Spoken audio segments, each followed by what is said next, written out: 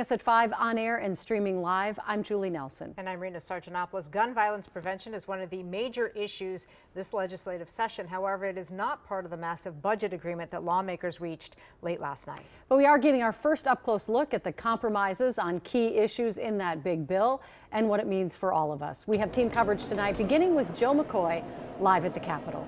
Joe? Yeah, Julie, that protest taking place in front of the House chambers. This is as House DFL members are planning to hold a sit-in in these House chambers because House Republicans refuse to take a vote. Protesters have been continuing to chant, "We want a vote," as House Republicans refuse to take a vote to ban assault-style weapons and high-capacity magazines following the Annunciation school shooting.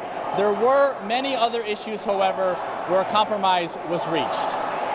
Before the end of the legislative session on Sunday, some of the finest legislative work, Republican and DFL leaders reach a bipartisan agreement on a handful of issues. I'm just incredibly proud how we were able to continue to make the investments we know we need to make. A focal point of the deal was $705 million in funding for the struggling Hennepin County Medical Center without raising sales taxes. We are dedicated to ensuring that HCMC remains a vibrant and viable institution in the long run. In addition, the Republican-backed reduction to license tab fees will be in effect for 1 year, bringing $250 million of financial relief to Minnesotans, something Republican Senate leaders say was their most exciting piece of legislation this session. Minnesotans have been paying highest tab fees in the nation.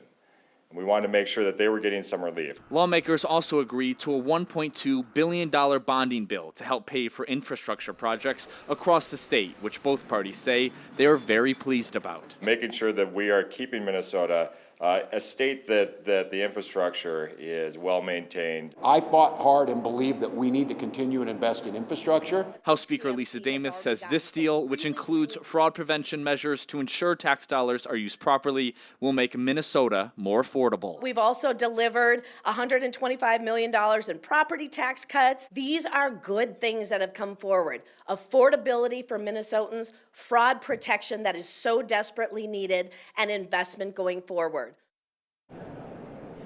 It is unclear how long House DFL members plan to sit in this evening.